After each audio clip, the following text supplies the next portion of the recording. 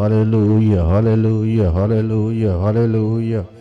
స్తోత్రం స్తోత్రం స్తోత్రం స్తోత్రం స్తోత్రం స్తోత్రం స్తోత్రం హల్లెలూయా. ఎవరు సమీపించలేని తేజస్సులో నివసించున యేసయ్యా. అందరికి వచ్చిన పాటే వచ్చిన పాడుకుని మనము దేవుని నామాన్ని కనపరచుదాం. ఎవరు సమీపించలేని తేజస్సులో నివసించున యేసయ్యా. నీ మహిమను ధరించిన పరిశుద్ధులు నా కందబడ. అందరం పాడదాం. నీ మహిమను ధరించిన పరిశుద్ధులు నా కంటబడగానే ఏమౌదునో నేనేమౌదునో ఏమౌదునో నేనేమౌదునో. ఎవరు సమీపించలేని తేజస్సులో నివసించున యేసయ్యా. జయించిన వారితో కలసి నీ సింహాసనము నే చేరగా. జయించిన వారితో కలసి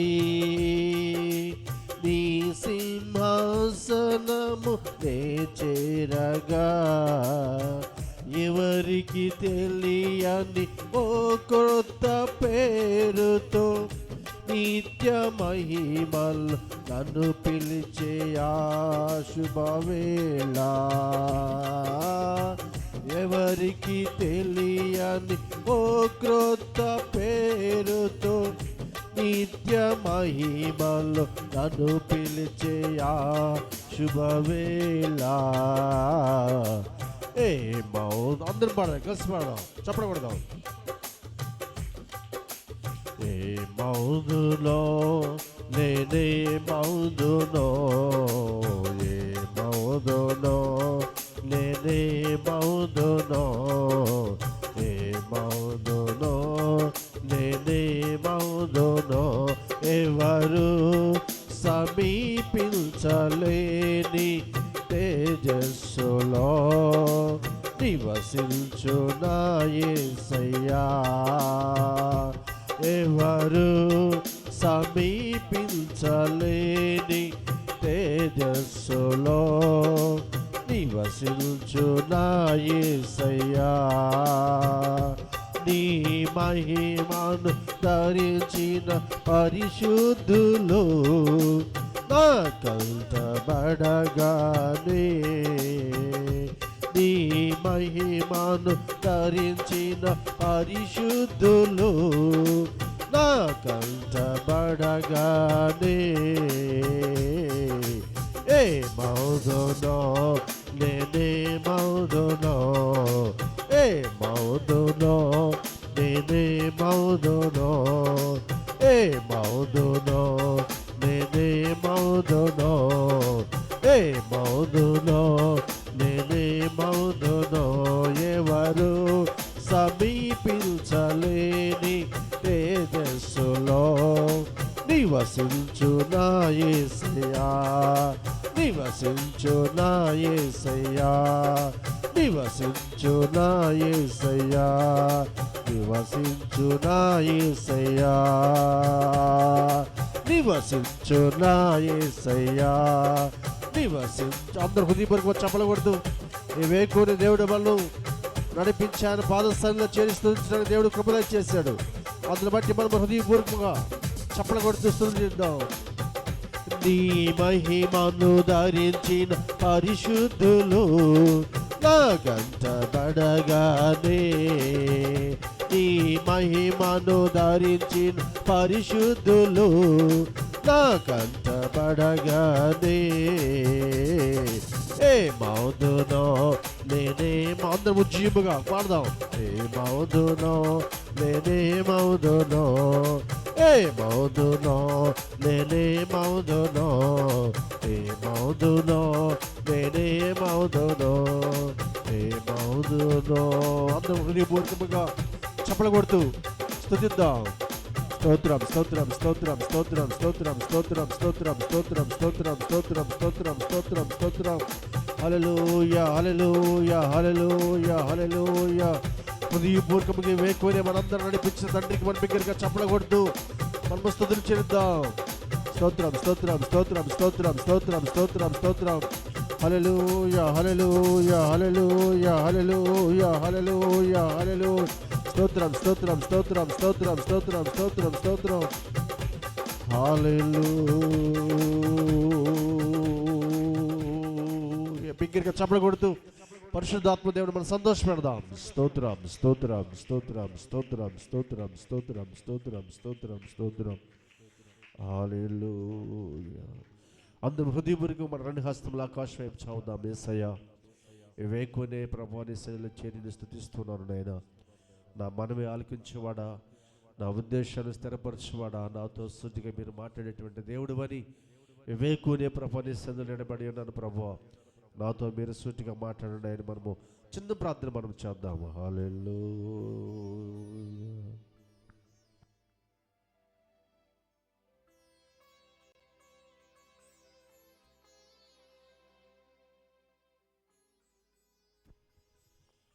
ఆమేన్ ఆమేన్ ఆమేన్. కూర్చుందాం, అందరు లైన్లో క్రమంగా కూర్చుందాం.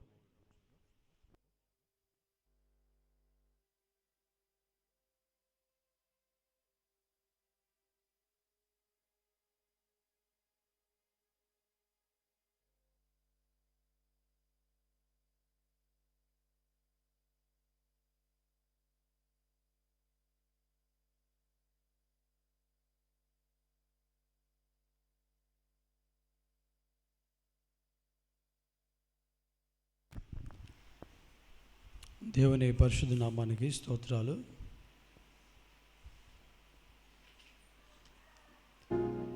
ఈ మొదటి ఆరాధనకు కూడి వచ్చిన మీ అందరికీ వందనాలు. దేవుని మహాకృపను బట్టి మరి ప్రభు మనందరిని కాపాడి ఆరోగ్యం ఇచ్చి ఆయుష్కాలం పొడిగించి మరి సజ్జులుగా ఉంచడం బట్టి మనం ఒకసారి ప్రభుకి కృతజ్ఞత ఆస్తుతులు చెల్లిద్దాం. హల్లెలూయా హల్లెలూయా హల్లెలూయా. మంచిది. మరి సమయంలో దేవుని యొక్క వాక్యాన్ని మనం అందాం. దానికంటే ముందుగా మరి వచ్చే ఆదివారం బల్లారాధన ఉంటుంది. మరి తప్పకుండా బాప్తిసం తీసుకున్న ప్రతి ఒక్కరు కూడా మరి సిద్ధపడి ప్రభు బలలో పాలు పంపులు పొందవలసిందిగా తెలియజేస్తూ ఉన్నాం. అదేవిధంగా దానికంటే ముందు మరి సిద్ధపాటు ప్రార్థన కూడిక ఉంటుంది శనివారం రాత్రికి.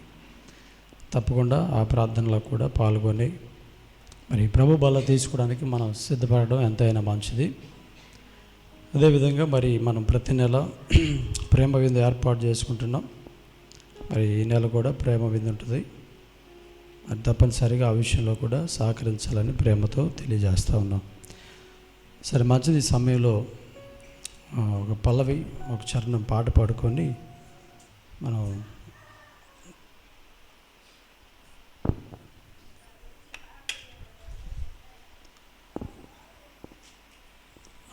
తర్వాత మనం దేవుని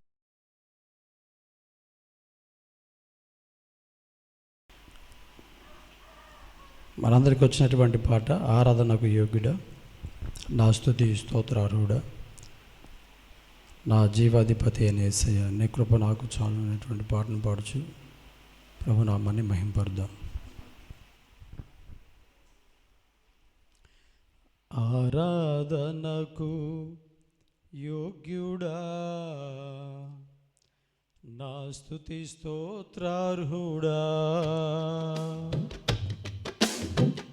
ఆరాధనకు యోగ్యుడా, నా స్తుతి స్తోత్రార్హుడా,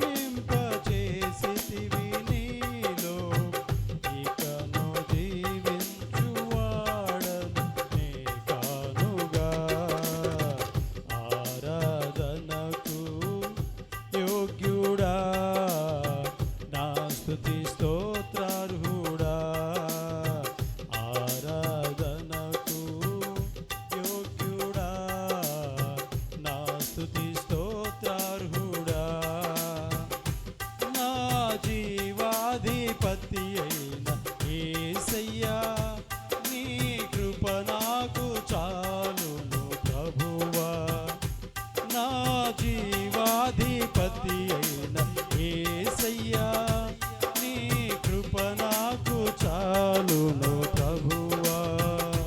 నా జీవాధిపతి అయిన యేసయ్యా, నీ కృప నాకు చాలును ప్రభువా. ఆరాధనకు యోగ్యుడా, నా స్తుతి స్తోత్రార్హుడా. ఆరాధనకు యోగ్యుడా, నా స్తుతి స్తోత్రార్హుడా.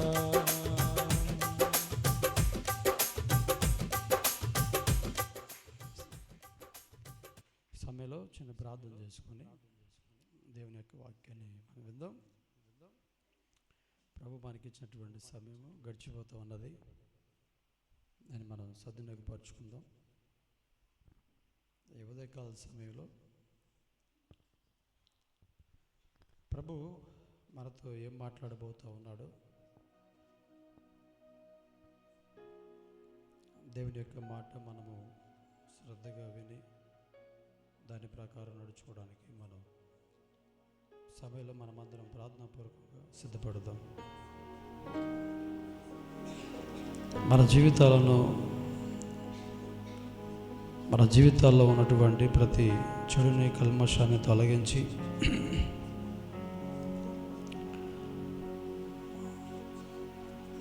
ఆయన వల్లే మనం ఉండాలని, ఆయనతో మనం ఉండాలని,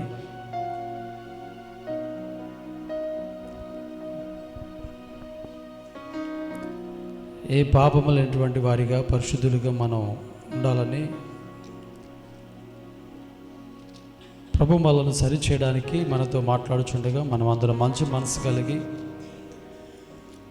నా ద్వారా పలుకుతున్నవి ఇవి దేవుని మాటలను గ్రహించి వాక్య ప్రకారం నడుచుకోవడానికి మనం ప్రార్థనాపూర్వకంగా సిద్ధపడదాం. ప్రేమగల తండ్రి, మీకు స్తోత్రాలు. గడిచినటువంటి వారమంతా కూడా ప్రభువా, నీ మహాకృపలో మీరు మమ్మల్ని భద్రపరిచి ఆరోగ్యం ఇచ్చి ఆయుష్కాలను పొడిగించి సజ్జులుగా ఉంచారు. మీకు స్తోత్రాలు. ఈ ఉదయకాల సమయంలో ప్రధాన దినమున ప్రభువా, మొదటి ఆరాధనలో మీ నామాన్ని మహిమపరిచేటువంటి గొప్ప ధన్యత భాగ్యం మీరు మాకు ఇచ్చారు. మీకు స్తోత్రాలు. ఇప్పటివరకు పాటల ద్వారా మీ నామాన్ని మహిమపరిచాం, స్తుతి ఆరాధన ద్వారా మిమ్మల్ని గణపరిచాం. సమయంలో కొద్ది నిమిషాలని మాటలు వినబోచుండగా మీరు మాతో మాట్లాడండి. అదేవిధంగా నీ పక్షం నిలబడిన నన్ను కూడా మీరే జ్ఞాపకం చేసుకుని బలపరచమని ప్రార్థన చేస్తున్నాం. ప్రతి విధమైనటువంటి తండ్రి సాతాను ఆటంకాలు బలహీనతలు మా ఇద్దరిని దూరపరచమని ప్రార్థన చేస్తున్నాం. ఈ సమయంలో తండ్రి సోమ గారిని బట్టి కూడా ప్రార్థన చేస్తున్నాం. నడుముల కాలు నిప్పులతో బాధపడుచుండగా బలహీనతను కూడా విడిపించి మీ సందులు బలపరచమని ప్రార్థన చేస్తున్నాం. ఈ సమయంలో ప్రభువా, మీ యొక్క ప్రసన్నత మీరు మాకు అనుగ్రహించి సహాయం చేయండి. ఇటు ఆధ్యాత్మికంగా శరీర సంబంధంగా మేమందరం కూడా ప్రభువా బలపరచబడడానికి మీరు మాతో మాట్లాడమని ప్రార్థన చేస్తున్నాం. నిద్రమత్తును నిర్లక్ష్యమును మా ఎదురు తొలగించి మా అందరికి వినగలిగే చెవిని గ్రహించుకొని హృదయాన్ని దయచేయమని ఈ సమయంలో ప్రభువా సంఘాన్ని కూడా మీరు బలపరిచి అనే విషయాల్లో ముందుకు నడిపించి మీరు విస్తరింపజేసి సహాయం చేయమని, సంఘంలో మీ కొరకై పనిచేస్తున్న ప్రతి ఒక్కరిని కూడా మీరు బలపరిచి దీవించి ఆశీర్వదించమని, ఇంకా రావాల్సినటువంటి బిడ్డలను మీరు త్వరపెట్టి నడిపించమని యేసు నామమున అడుగుచున్నాము తండ్రి, ఆమేన్. మంచిది. సమయంలో దేవుని యొక్క వాక్యాన్ని మనం చదువుకుందాం. 22వ కీర్తన 2వ వచనాన్ని మనం చదువుకుందాం. 22వ కీర్తన 2వ వచనాన్ని మనం చదువుకుందాం. నా దేవా, పగలు నేను మొర్రపెట్టుచున్నాను, రాత్రి వేళను నేను మౌనంగా ఉండుటలేదు. అయినను నీవు నాకు ఉత్తరం ఇయ్యకున్నావు. చాలు. 28వ కీర్తన 1వ వచనం కూడా చదువుకుందాం. యెహోవా, నేను నీకు మొర్రపెట్టుచున్నాను, నా ఆశ్రయ దుర్గమా, మౌనముగా ఉండక నా మనవి ఆలకింపుము. నీవు మౌనంగా ఉండిన ఎడల నేను సమాధిలోనికి దిగువాని వలె అగుదును. అదేవిధంగా యోబు గ్రంథం 30వ అధ్యాయం 20వ వచనం కూడా చదువుదాం.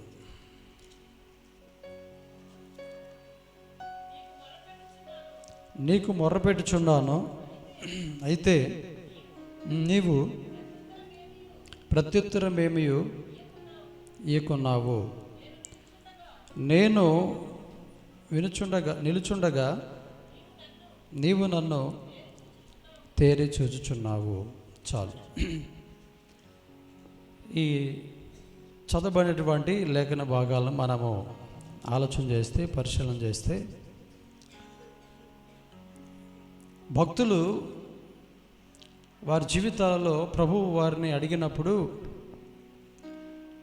కొన్ని విషయాలలో ప్రభు మౌనంగా ఉన్నట్లు, అంటే అడిగినవి ప్రభు ఇవ్వకుండా, అడిగినవి ప్రభు సహాయం చేయకుండా ప్రభు మౌనంగా ఉన్నట్లుగా మనం ఇక్కడ ఈ చదివినటువంటి లేఖన భాగాల్లో మనం చూస్తున్నాం. అయ్యా, నీవు మౌనంగా ఉండవద్దు, మేము అడిగినది మీరు మాకు ప్రతిదీ కూడా దయచేయండి, సహాయం చేయండి అని చెప్పేసి మరి భక్తులు అడుగుతున్నట్లుగా మనం చూస్తూ ఉన్నాం. అదేవిధంగా మన జీవితంలో కూడా, మన నిత్య జీవితంలో కూడా మనం ప్రభువుని అనేక సార్లు అడిగినప్పుడు ప్రభు కూడా కొన్ని సందర్భాలలో మన విషయాలలో మౌనంగా ఉంటాడు. ఆ మౌనంగా ఉన్నప్పుడు మరి ప్రభు నా ప్రార్థన ఆలకించట్లేదా, నా మొర్ర వింటలేదా, లేకపోతే నేను అడిగినవి ప్రభుకి వినబడట్లేదా అని చెప్పేసి మనం కొన్ని సందర్భాలలో దేవుని మీద నిరుత్సాహంగానో, అదేవిధంగా అపనమ్మకంతో, అవిశ్వాసంతో మనం ఉంటూ మనం అడిగినవి పొందుకోలేదని చెప్పేసి ఇంకా వేరే చాట ఎక్కడైనా సరే కార్యం జరుగుతుందని చెప్పేసి మనం ఏం చేస్తామంటే, నిజమైన దేవుణ్ణి మనం విడిచిపెట్టి ఈ లోక సంబంధమైనటువంటి మనుషులు కల్పించేటువంటి పద్ధతుల వైపు మనం కొన్ని సందర్భాల్లో మనం వెళ్తూ ఉంటాం. దేవుడు ఎందుకు కొన్ని సందర్భాలలో మౌనం వహిస్తాడు? ఇప్పుడు మనలో ఏ తప్పు లేదు, ఏ పాపం లేదు. అంటే దేవుడు ప్రార్థన ఆలకించకపోవడానికి మనలో పాపం ఉంటే దేవుడు ప్రార్థన ఆలకించడు. కానీ మనలో ఏ పాపం లేదు, ఏ తప్పు లేదు, ఏ పొరపాట్లు లేవు. మనం పరిశుద్ధంగానే ఉన్నాం, దేవునితో మంచి సంబంధం కలిగి ఉన్నాం, ప్రభుకి ఇవ్వాల్సింది ప్రభుకి ఇస్తూ ఉన్నాం, ప్రభుని ఆరాధిస్తున్నాం, మహింపరుస్తున్నాం, కృతజ్ఞతాస్తుతులు చెల్లిస్తున్నాం, దేవునితో మంచి సంబంధం మనం కలిగి ఉన్నాం. మంచిదే, మనలో ఎలాంటి లోపాలు లేవు. అయినా కూడా దేవుడు ఇవ్వటం లేదు. మనం అడిగినది దేవుడు మనకి సహాయం చేయట్లేదు. మనం అడిగినవి ప్రభు మనకి ఇవ్వడానికి ఇష్టపడట్లేదు, ఆలస్యం చేస్తున్నాడు. రోజులు తరబడుతూ, వారాలు తరబడుతూ, నెలలు తరబడుతూ, సంవత్సరాలు తరబడుతూ ఈ విధంగా మనం ఎదురు చూడవలసి వస్తుంది. ఎందుకని? కారణం ఏంటి? దేవునికి ఇవ్వడానికి ఇష్టం లేదా? లేకపోతే ఇస్తే మనం బాగుపడతామని చెప్పేసి దేవునికి ఏమన్నా వ్యసనం కలిగి, లేకపోతే అసూయ కలిగి మనకి ఇవ్వట్లేదా? ఏంటని చెప్పేసి మనం ఆలోచన చేస్తే కొన్ని సందర్భాల్లో మనకి అర్థం కాదు. అయితే ప్రియమైన దేవుని బిడ్డలారా, ఈ విషయంలో మనం చాలా జాగ్రత్తగా ఆలోచన చేసి చాలా జాగ్రత్తగా మనం ఉండాలి. కొంతమంది అడిగి ఇక వేసారిపోయి విసుగనిపించి ఇంకా అడగడం మానేస్తారు. ఇంక నేను ఎందుకు అడగాలి, ఎన్నో నెలల నుంచి అడుగుతున్నాను, ఎన్నో సంవత్సరాల నుంచి అడుగుతున్నాను గర్భఫలం కావాలని, ఎన్నో సంవత్సరాల నుంచి నేను అడుగుతున్నాను నాకు ఒక ఇల్లు కావాలని, ఎన్నో సంవత్సరాల నుంచి అడుగుతున్నాను నాకు ఉద్యోగం కావాలని, ఎన్నో సంవత్సరాల నుంచి నేను ప్రభుని అడుగుతున్నాను నాకు పలాంద కావాలని చెప్పేసి. అయినా ఎందుకన్నా మరి నేను పరిశుద్ధంగా ఉన్నా, నేను మంచిదానిగా ఉన్నా, మంచోడిగా ఉన్నా, ప్రభు ఎందుకు మౌనంగా ఉంటున్నాడు నా విషయంలో? లోక సంబంధమైనటువంటి మనుషులకు బాగానే ఇస్తున్నాడు. వాళ్ళు మాటలో సరిగా లేకపోయినా, ప్రవర్తనలో సరిగా లేకపోయినా, పరిశుద్ధతలో సరిగా లేకపోయినా దేవుడు వారికి అన్నీ సహాయం చేస్తూ ఉన్నాడు, అన్నీ ఇస్తూ ఉన్నాడు. మరి నాకు మాత్రమే ఎందుకు ఇలా చేస్తున్నాడని చెప్పేసి కొంతమంది పరిశుద్ధత కలిగి ప్రభువులో నమ్మకంగా కొనసాగిపోయేటటువంటి వారు మాట్లాడుతూ ఉంటారు. ప్రియమైన దేవుని బిడ్డలారా, ఇప్పుడు సమయంలో చాలా జాగ్రత్తగా మనం పరిశీలన చేస్తే, ఇప్పుడు మనకి బాగా తెలిసినటువంటి వ్యక్తి ఉన్నాడు. మనకు బాగా తెలుసు. మనకు బాగా తెలిసినటువంటి వ్యక్తి, మనతో క్లోజ్గా ఉండేటువంటి వ్యక్తి ఒక 10 రూపాయలు అడిగితే తడువులు ఆడుకోకుండా, ఆలస్యం చేయకుండా ఏం చేస్తాడు? వెంటనే 10 రూపాయలు ఇస్తాడు. అర్థం చేసుకోండి బాగా. 10 రూపాయలు అడిగితే మనకు బాగా తెలిసినటువంటి వ్యక్తి, మనం అతనితో మంచి సంబంధం కలిగి ఉంటాం కనుక 10 రూపాయలు అడిగితే ఏం చేస్తాడండి? వెంటనే తడువుకోకుండా, ఆలస్యం చేయకుండా 10 రూపాయలే కదా అని చెప్పేసి ఇస్తాడు. ఇస్తాడా ఎవడా చెప్పండి? ఇస్తారా ఎవరా? అమ్మా, మీ స్నేహితులు ఉన్నారు, మీరు బాగా వాళ్ళతో మంచి సంబంధంగా ఉన్నారు, ఒక 10 రూపాయలు అడిగారు అనుకోండి, ఏం చేస్తారు? ఇస్తారా ఎవరా? 10 రూపాయల కోసం ఆలస్యం చేస్తారా? ఆలోచన చేస్తారా? నేను నిన్ను పరీక్ష చేయాలి, పరీక్ష ఇస్తానని చెప్పేసి అంటారా? అనరు కదా. ఏం చేస్తారు? 10 రూపాయలు వెంటనే ఇచ్చేస్తారు. బాగానే ఉంది. మనం ఇద్దరం క్లోజ్గా ఉంటున్నాం, బాగుంటున్నాం, కలిసి ఉంటున్నాం. అయితే నీ పిల్లని నేను చేసుకోవాలి, అయితే నా పిల్లోడిని నీ పిల్లకి ఇవ్వాలని చెప్పేసి అన్నప్పుడు ఇది వెంటనే ఓకే అని చెప్పి అంటారా? అర్థం చేసుకోండి. వెంటనే ఓకే 10 రూపాయలు ఇచ్చేసినట్లుగా ఓకే అని చెప్పేసి అంటారా? అంటారా అనరా? అంటారా అనరా? చెప్పండి. ఎందుకని చెప్పాలి అంటే ఈ విషయం 10 రూపాయలు ఇచ్చినంత తేలికైన పని కాదు. అర్థమవుతుందా? ఈ పని, ఇది రెండో పని, 10 రూపాయలు అడిగితే ఇచ్చాడు కదా, అంత తేలికైనటువంటి పని కాదు. అందుకని పెద్దోళ్ళు అంటారు, అటు 7 తరాలు, ఇటు ఎన్ని తరాలంట? 7 తరాలంట. ఇప్పుడు అవన్నీ ఎవరు చూస్తున్నారులేండి, వాళ్ళే చూసుకుంటున్నారు కదా. పెద్దోళ్ళు దాకా ఏడబోతున్నాయి.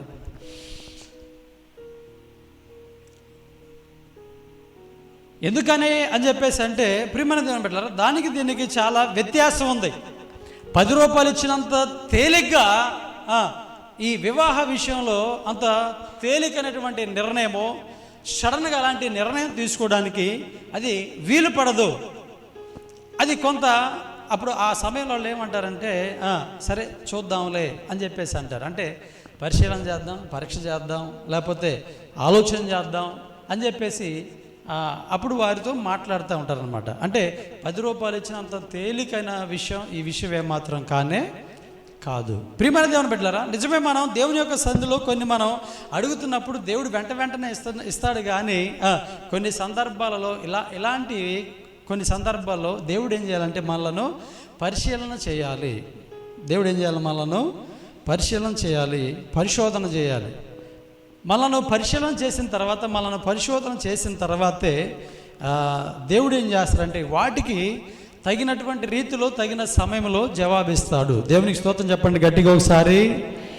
అప్పటి వరకు మనము అది ఎన్ని సంవత్సరాలైనా సరే మనం తప్పకుండా ఏం చేయాలంటే వేచి చూడవలసిందే. ఎన్ని నెలలైనా, ఎన్ని వారాలైనా, ఎన్ని రోజులైనా, ఎన్ని సంవత్సరాలైనా సరే మనం ఖచ్చితంగా వేచి చూడాల్సిందే.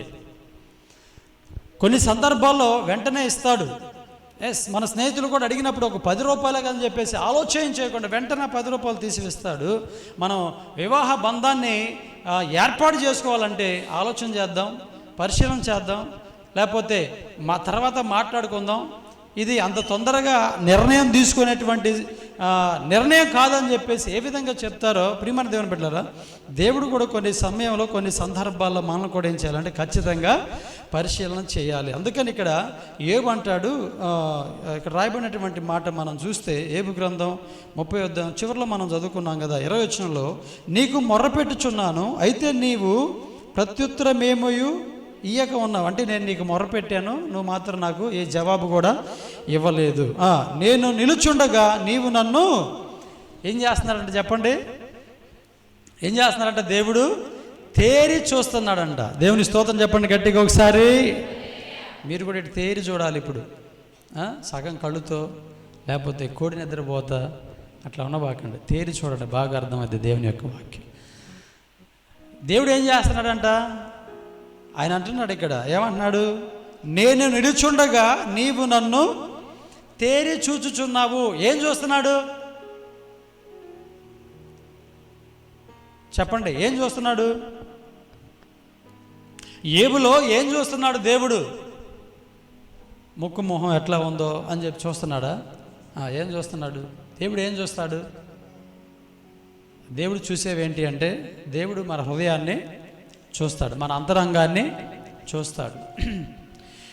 ఇప్పుడు దేవుడికి మొరపెట్టాడంట, దేవుని అడిగాడంట. మరి ఏమడిగాడో, ఏది అడిగాడు, ఏది కావాలని కోరుకున్నాడో ఏమో కానీ ఇక్కడ ఏమంటున్నాడంటే, నేను అడిగింది నీవు నాకు ఇవ్వట్లేదు, నువ్వు మౌనంగా ఉన్నావు. అయితే ఈ సమయంలో నువ్వేం చేస్తున్నావంటే నీవు నన్ను తేరి చూస్తున్నావు. అంటే దేవుడు ఏం చేస్తున్నాడు అంటే స్కానింగ్ చేస్తున్నాడంట. ఏం చేస్తున్నాడు చెప్పండి? స్కానింగ్ చేస్తాడు. అంటే స్కానింగ్ చేస్తే ఏమవుతుంది చెప్పండి? లోపల ఉన్నటువంటి లోపాలన్నీ కూడా బయటపడతాయి.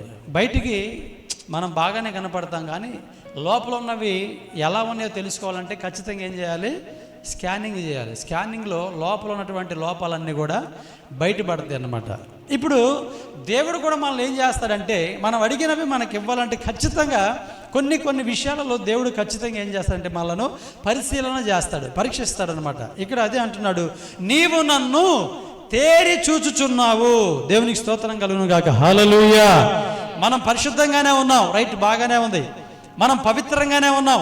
ఈ క్షణములో, ఈ సమయంలో మన జీవితము బాగానే ఉంది. ప్రభు పిలిస్తే పరలోకానికి వెళ్ళేటువంటి సిద్ధపాటు మనలో ఉంది.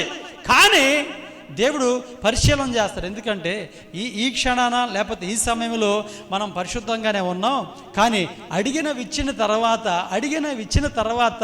వాళ్ళ పరిస్థితి ఏంటని చెప్పేసి దేవుడు ఏం చేస్తాడంటే మరొకసారి స్కానింగ్ చేస్తాడు, పరిశీలన చేస్తాడు, తేరి చూస్తాడన్నమాట.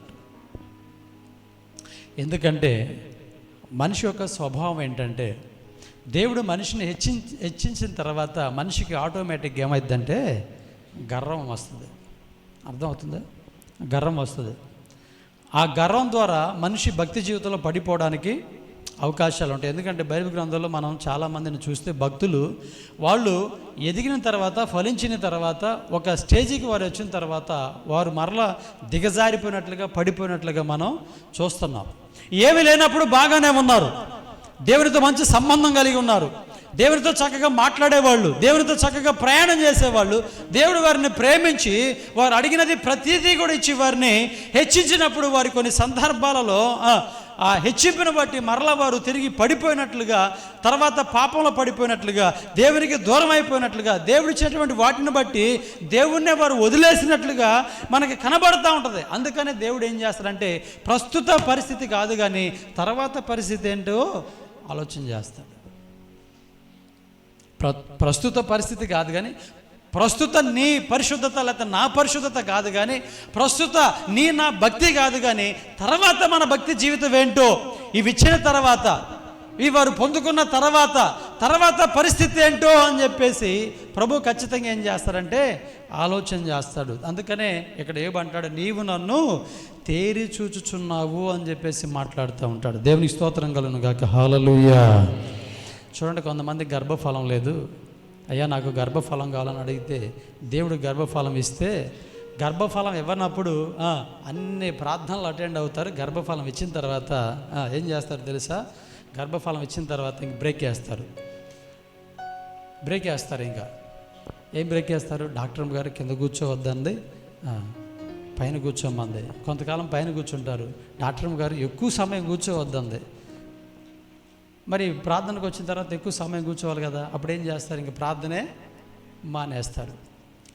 అబ్బాయి అమ్మాయి పుట్టిన తర్వాత ఇంకా వాళ్ళ బాగోగులు చూసుకుంటే, ఏంటమ్మో ప్రార్థనకు రావట్లేదంటే ఎక్కడ కుదురుతుంది? ఉదయం స్నానం చేయించాలి, మధ్యాహ్నం స్నానం చేయించాలి, సాయంత్రం స్నానం చేయించాలి, అవి పెట్టాలి, అవి చేయాలి, ఎవరు లేరు చూసుకోవడానికి, తీసుకొస్తే ఏడుస్తాడని చెప్పేసి ఈ విధంగా ఏం చేస్తూ ఉంటారంటే అన్ని సాకులు చెప్పి దేవునికి దూరం అయిపోతూ ఉంటారు. దేవుని ఒకటి అడుగుతారు, ప్రభు నాకు గేదెలు కావాలని. దేవుడు గేదెలు ఇచ్చాడు అనుకోండి, ఉదయం లేచి పేడకళ్ళు తీసుకోవటం, పాలు తీసుకోవటం, మధ్యాహ్నం వెళ్ళి మేత తెచ్చుకోవటం, సాయంత్రం వాటిని పొలం దొలికెళ్ళి మేపుకొని రావడం, కడుక్కొని రావడం, సాయంత్రం వచ్చిన తర్వాత ఇంకా అదే పని సరిపోతుంది. ఇంక నీ నువ్వు ప్రార్థన ఎప్పుడు చేస్తావు, ప్రార్థన ఎప్పుడుకి వస్తావు, ప్రార్థనకు రావు. అర్థమవుతుందా? దేవుడు కొన్ని ఇచ్చేటప్పుడు ఏం చేస్తాడంటే తేరి చూస్తాడు అనమాట. ఓకే రైట్, అడుగుతున్నారు, ఇస్తాం. ఇచ్చిన తర్వాత వీళ్ళు వీటిని ఎలా సద్వినియోగం చేసుకుంటారు? ఇచ్చిన తర్వాత ఇప్పుడున్నటువంటి భక్తి జీవితాన్ని వారు కలిగి ఉంటారా? నిలబడతారా? ఆ భక్తి జీవితంలో వారు ముందుకు కొనసాగిపోతారా? వారు అడిగినవి ఇచ్చినప్పుడు వాటిని సద్వినియోగపరచుకోగలుగుతారా, వాటి ద్వారా మేలు పొందుకోగలుగుతారా, నన్ను మహిమపరచగలుగుతారా అని చెప్పేసి దేవుడు ఏం చేస్తూ ఉంటాడంటే మనల్ని పరిశోధన చేస్తూ ఉంటారు. ఈ పరిశోధన చేసే సమయంలో, పరిశీలన చేసే సమయంలో మనకు ఆలస్యం అవుతూ ఉంటుంది. ఆలస్యమైనటువంటి ఈ సమయంలో మనం ఎప్పుడు కూడా దేవుణ్ణి మనము అపార్థం చేసుకోవడానికి వీల్లేదు. మొదట అడిగినప్పుడు ఇచ్చాడు, మిగతా ఇవ్వడానికి కూడా ఆయనకి శక్తి సామర్థ్యత ఉంది, ఇవ్వడానికి ఆయన శక్తి గలవాడే. కానీ మనం ఎలా ఉంటామో ఏమైపోతామని చెప్పేసి దేవుడు ఏం చేస్తూ ఉంటాడంటే కొన్ని సందర్భాల్లో ఆలోచన చేస్తూ ఉంటాడు అనమాట. చూడండి ప్రియమైన దేవుని బిడ్డలారా, ఇప్పుడు మన బిడ్డలు ఉన్నారు. నాన్న నాకు ఒక పెన్ను కావాలంటే ఓకే రైట్ కొని ఇస్తాం, వెంటనే కొని ఇస్తాం. ఒక బుక్ కావాలంటే వెంటనే కొని ఇస్తాం. ఒక చాక్లెట్ కావాలంటే కొని ఇస్తాం. ఒక బిస్కెట్ ప్యాకెట్ కావాలంటే కొనిస్తాం. అమ్మా అర్థమవుతుందా కదా?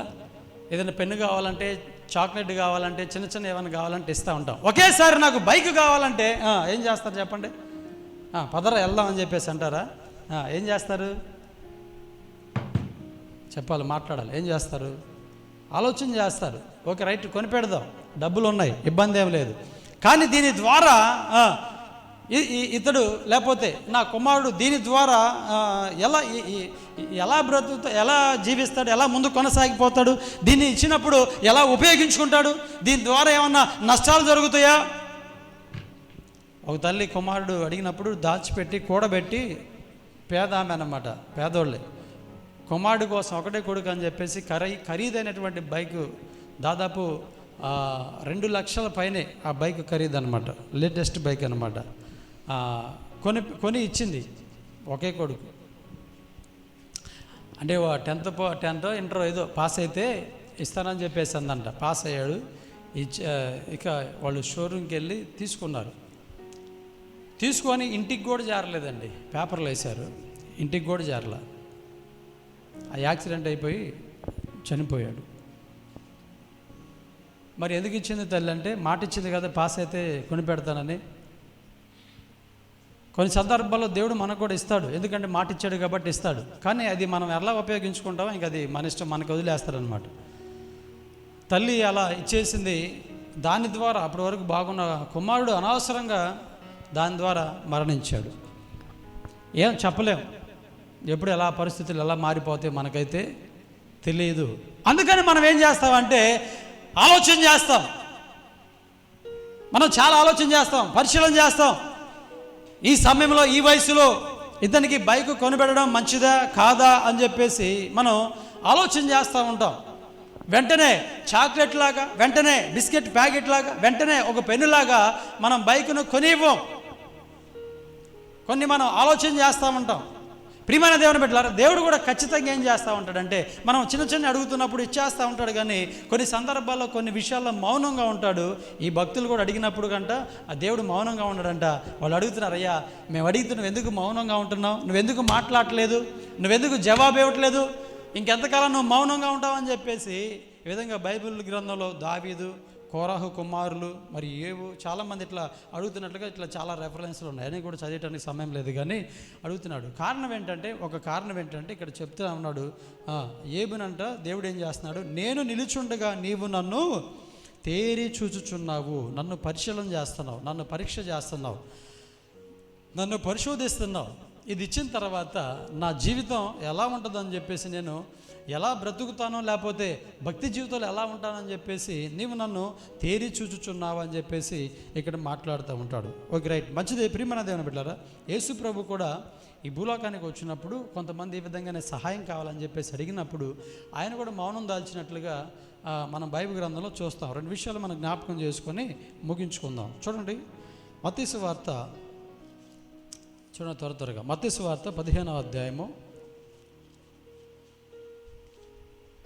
21-22 వచనాలు మనం చదువుదాం.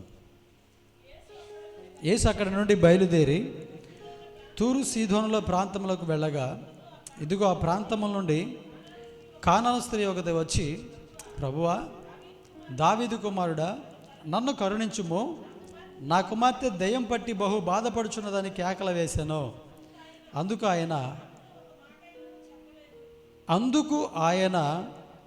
ఆమెతో ఒక్క మాట అయినను చెప్పలేదు. అప్పుడు ఆయన శిష్యులు వచ్చి ఈమె మన వెంబడి వచ్చి కేకలు వేయుచున్నది కనుక ఈమెను పంపివేయమని ఆయనను వేడుకొనగా. చాలు చాలు. ఇక్కడ ఒక స్త్రీని మనం చూస్తున్నాం. ఈమె పేరు ఇక్కడైతే రాయబడలేదు, కానీ ఆమె ప్రాంతాన్ని వాళ్ళు అక్కడ రాశారు, కానాను స్త్రీ అని చెప్పేసి ఆమె గురించి రాశారనమాట. ఈమె ఏం చేస్తుందంటే యేసు ప్రభు దగ్గరికి వచ్చి, అయ్యా నా కుమార్తె దయ్యం బట్టి బాధపడుతుంది, మరి నువ్వు నన్ను కరుణించి నా కుమార్తెకు పట్టినటువంటి ఆ దయ్యం నుండి విడుదల కలుగు చేయని చెప్పేసి ఆమె ముందు మాట్లాడిందంట. తర్వాత ఏమో ఆయన వింటలేదని చెప్పేసి ఏం చేసిందంటే కేకలు వేసిందంట. కానీ ఆయనేమో ఈమె కేకలు కేకలు వేస్తూ అడుగుతున్నా కూడా ఈయన ఏం చేస్తూ ఉన్నాడంటే వెళ్ళిపోతూ ఉన్నారు, మౌనంగా ఉన్నాడంట, ఏమి సమాధానం చెప్పట్లేదంట. అదే కదా అక్కడ ఉంది, ఏముంది, అందుకు ఆయన ఆమెతో ఒక్క మాట అయినను చెప్పలేదు. ఆమె ఆ విధంగా నోరు పోయేటట్టు కేకలేస్తుంటే, అరుస్తుంటే, అయ్యా నా కుమార్తెను ఒకసారి జ్ఞాపకం చేసుకో అని చెప్పేసి పదే పదే కేకలేస్తుంటే, పిలుస్తుంటే ఒక్క మాట కూడా మాట్లాడకుండా ఆయన మౌనం వహించి అలాగే వెళ్ళిపోతున్నారంట. శిష్యులుండి, అయ్యా ఆమె ఎంత గొంతుపోయేలాగా మొర్ర పెడుతుంటే, అరుస్తుంటే ఆమెకు ఏమి సమాధానం చెప్పకుండా ఆమెను పంపించకుండా ఎందుకు ఆయన వెనక తిప్పుకుంటావు అని చెప్పేసి శిష్యులు అంటున్నారు. ఆయన మాత్రం మౌనంగా ఉన్నాడు. వినిపించట్లేదంటావా ఆయనకి? చెప్పండి, వినిపించట్లేదంటావా? లేకపోతే ఆమె కేక అర్థం కావట్లేదంటావా? జనంలో అర్థమవుతుంది, వినిపిస్తుంది, కానీ ఏం మాట్లాడలేదు. కారణం ఏంటంటే మౌనం వహించాడు. ఎందుకని అంటే కొంతమంది అంటే ఇష్టమా, కొంతమంది అంటే ఇష్టం లేదా? అంటే కొంతమంది మాటే వింటాడా, కొంతమంది మాట వినరా? దేవుడు వినడా? అది కదా అక్కడ ఏం చేస్తున్నాడంటే ఆమెను పరిశీలన చేస్తున్నాడు. ఆమె దేవుని దగ్గర ఒక మేలు పొందుకోవడానికి వచ్చింది. అయితే ఇప్పుడు అడిగిన వెంటనే ఆయన చేస్తే ఆమె బాగుపడి వెళ్ళిపోద్ది కదా. అసలు ఆమెలో ఉన్నటువంటి విశ్వాసం, ఆమెలో ఉన్నటువంటి ఆ నిరీక్షణ, దేవుని పైన ఆమెకు ఉన్నటువంటి నమ్మకం ఏంటని చెప్పేసి అసలు ఆమెలో ఉన్నటువంటి దాన్ని బయటికి తీసుకురావాలని దేవుడు ఏం చేశాడంటే మౌనం వహించాడు. దేవునికి స్తోత్రం చెప్పండి గట్టిగా ఒకసారి. ప్రియమైన దేవుని బిడ్డలారా, ఒక్కొక్కసారి దేవుడు కూడా ఎందుకు మౌనం వహిస్తాడంటే అసలు మనలో ఉన్నది బయటికి రావడానికి దేవుడు ఏం చేస్తాడు, పరిశీలన చేస్తాడు, పరిశోధన చేస్తాడు అనమాట. అందుకని ఆలస్యం చేసినప్పుడు కొంతమంది బయటపడతారు. ఎట్ట బయటపడతారంటే, నేను నెల నుంచి చేస్తున్నా, నేను 2 నెలల నుంచి చేస్తున్నా, నేను 3 సంవత్సరాల నుంచి చేస్తున్నా, నేను 5 సంవత్సరాల నుంచి చేస్తున్నా, దేవుడు నాకు ఇవ్వలేదు అని చెప్పేసి ఏం చేస్తారంటే బయటపడతారు. అప్పుడు బయటపడతారు. అదే దేవుడు చూసేదన్నమాట. మనలో ఉన్నది ఏంటి, అసలు మనం ఆయన మీద ఏ అభిప్రాయం మనం కలిగి ఉన్నాం ఆయనకి తెలుసు. అడిగినది ఇవ్వాలని అడుగుతున్నారని చెప్పేసి తెలుసు. కానీ అసలు మనలో ఉన్నది ఏంటి, అసలు ఆయన్ని బట్టి మనం ఏమని ఆలోచన చేస్తున్నాం? ఇవ్వకపోతే ఎలా ఉంటాం? ఇప్పుడు ఇస్తే ఎలా ఉంటాం, ఇవ్వకపోతే ఎలా ఉంటాం? ఇప్పుడు మనోళ్ళు కూడా ఉన్నారు చూడండి, ఒక్కొక్కసారి మనల్ని డబ్బులు అడుగుతారు. అడిగినప్పుడు ఇచ్చామనుకోండి బాగానే ఉంటుంది. అడిగినప్పుడు ఇవ్వకపోతే కొంతమంది రియాక్షన్ చూస్తే ఎట్లా ఉంటుందంటే మన మీద అనేకమైనటువంటి అబద్ధాలు చెబుతూ ఉంటారు. ఉంటాయి కానీ ఇవ్వలేదు, లేకపోతే నాకు ఇవ్వడానికి ఇష్టపడట్లేదు, లేకపోతే ఇంకా రకరకాలుగా మన మీద ఏం చేస్తూ ఉంటారంటే బయట వాళ్ళకి చెప్తూ ఉంటారు. వాళ్ళకైతే ఇచ్చారు, వీళ్ళకైతే ఇచ్చారు, నేను అడిగితే ఇవ్వలేదు, నేను ఆపదల్లో ఉన్నాననేగా లేదా బాధల్లో ఉన్నాననే కదా నేను అడిగింది, అడిగినా కూడా నా ఇవ్వలేదని చెప్పేసి వెంటనే వాళ్ళు ఏమవుతారంటే బయటపడతారనమాట మన విషయమై. అంతకుముందు మనం ఇచ్చాం, మేలు పొందుకున్నారు, అంతకుముందు మనం సహాయం చేసాం, మన ద్వారా మేలు పొందుకున్నారు, రైటే, కానీ అవేవి గుర్తురావన్నమాట. ఇప్పుడు అడిగారు కాబట్టి మనం ఇవ్వలేదు కాబట్టి వాళ్ళ దృష్టిలో మనం ఏమైపోతామంటే చెడ్డోళం అయిపోతాం అన్నమాట. చెడ్డోళం అయిపోతాం. తర్వాత వాళ్ళు వెళుతూ అంటారు, నేను అడిగితే నాకు ఇవ్వలేదు, పలానా ఆయన డబ్బులు అడిగితే ఇవ్వలేదు, పలానా పాస్టర్ గారిని డబ్బులు అడిగితే ఇవ్వలేదు, ఆయన దగ్గర ఎందుకు ఉండవు, 100 రూపాయలు ఉండవా అయింది ఆయన కాడ అని చెప్పేసి మన గురించి ఏం చేస్తూ ఉంటారంటే చెడుగా మాట్లాడు. సరే అడిగినప్పుడు లేవన్నారు కదా అని చెప్పేసి ఇంకంతటితో మౌనం వహించరు. మన గురించి చెడుగా అనేకులకు చెప్తూ ఉంటారనమాట. అందుకనే దేవుడు కూడా ఏం చేస్తూ ఉంటారంటే మనలో ఇప్పుడు దేవుడు ఇవ్వలేదు అనుకోండి, మనం అడిగింది దేవుడు ఇవ్వలేదు, అప్పుడు దేవుని గురించినటువంటి అభిప్రాయం ఏంటి అని చెప్పేసి మనం ఎలా రియాక్ట్ అవుతామని చెప్పేసి దేవుడు కూడా ఏం చేస్తూ ఉంటాడంటే పరిశీలన చేస్తూ ఉంటాడు. అప్పుడు కనుక మనం మౌనం వహించి సరే ఈసారి ఇస్తాడులే అడిగినది ఏదో ఒక సమయంలో ఇస్తాడులే అని చెప్పేసి కనుక మనము ప్రభు మీద నమ్మకం కలిగి విశ్వాసం కలిగి మనం కనుక ఉంటే ఖచ్చితంగా దేవుడు సహాయం చేస్తాడు. కొన్నాళ్ళు అడిగి మనము వేసారిపోయి విసుగు చెంది వాళ్ళకి ఇచ్చాడు కానీ నాకు ఇవ్వలేదు, వాళ్ళ మీద ఉంది కానీ ప్రేమ దేవునికి నా మీద లేదు, ఇంక నేను ఎందుకు మొరపెట్టాలి, నేను ఎందుకు ప్రార్థనకు రావాలి, నేను ఎందుకు ప్రార్థన చేయాలి, నేను ఎందుకు ఆయన అడగాలి, నేను ఎందుకు ఆయనకి కానుక ఇవ్వాలి, నేను ఎందుకు పరిచర్య చేయాలి, నేను ఎందుకు ఆయనకి బిడ్డగా ఉండాలి, ఇంక నేను ఎందుకు ఆయనతో సహవాసం చేయాలి అని చెప్పేసి ఇంకా ఆయన విడిచిపెట్టి ఏం చేస్తూ ఉంటారంటే ఇంకా ఇవాళ ఏది చేయాలనుకుంటే అది చేస్తూ ఉంటారు. ఇలాంటి వాళ్ళు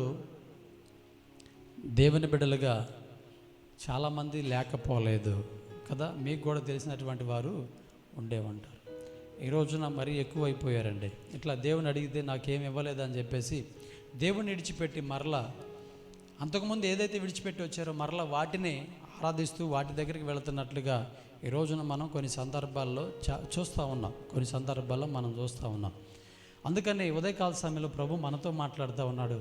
ప్రభు ఇవ్వడానికి ఏమి లేదు కానీ ఇచ్చిన తర్వాత మన ప్రతిస్పందన ఏంటో మనం దాన్ని ఎలా ఉపయోగించుకుంటాం, దానివల్ల మనం మేలు పొందుకుంటామో నష్టం మనం తెచ్చుకుంటామని చెప్పేసి దేవుడు ఏం చేస్తూ ఉంటాడంటే పరిశీలన చేస్తూ ఉంటాడు.